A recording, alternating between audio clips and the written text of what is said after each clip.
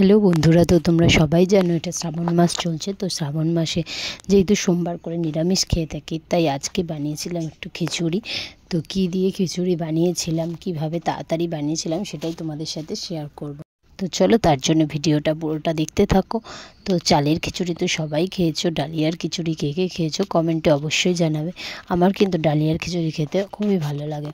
তো প্রথমে দেখো, আমি এখানে কাপে করে মেপে ডালিয়াটা নিয়েছি। যেহেতু আমরা 5 জন খাবো, তো সেই হিসাবে 3 কাপ ডালিয়া আর 2 কাপ মুগ ডাল নিয়েছি। তোমরা যে যেমন খাবে কাপে মেপে নিলে সুবিধা হয়।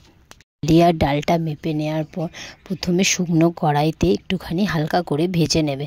ডাল আর ডালিয়াটা একসাথে ভেজে নিলে ডালিয়াটা খেতে খুব টেস্টি হয়।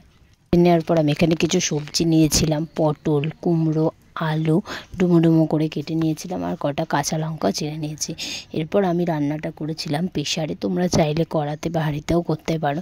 যেহেতু আমি সব কিছু একসাথে করে খুব তাড়াতাড়ি করার জন্য প্রেশারে বসিয়েছিলাম।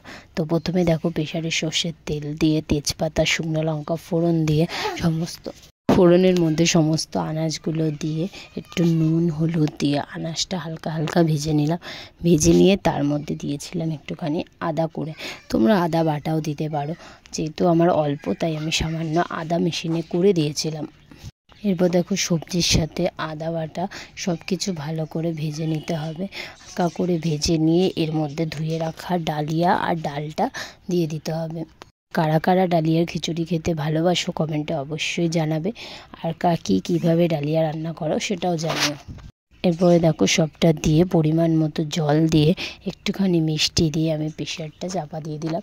এরপর 2টো সিটি পড়লে রেডি হয়ে যাবে তোমার ডালিয়ার খিচুড়ি। এরপর ঢাকনা খুলে ওপর থেকে একটু ঘি ছড়িয়ে নিয়ে নামিয়ে নিয়েছিলাম। সত্যি খেতে খুব টেস্টি হয়েছিল। তোমরাও বাড়িতে একবার ট্রাই করে দেখো, আর ভিডিওটা ভালো লাগে অবশ্যই একটা লাইক করে দিও। এর সাথে আমি খিচুড়ির সাথে নিয়েছিলাম একটুখানি আচার আর পাঁপড় ভাজা। তো আজকের ভিডিওটা এতটুকুই ছিল।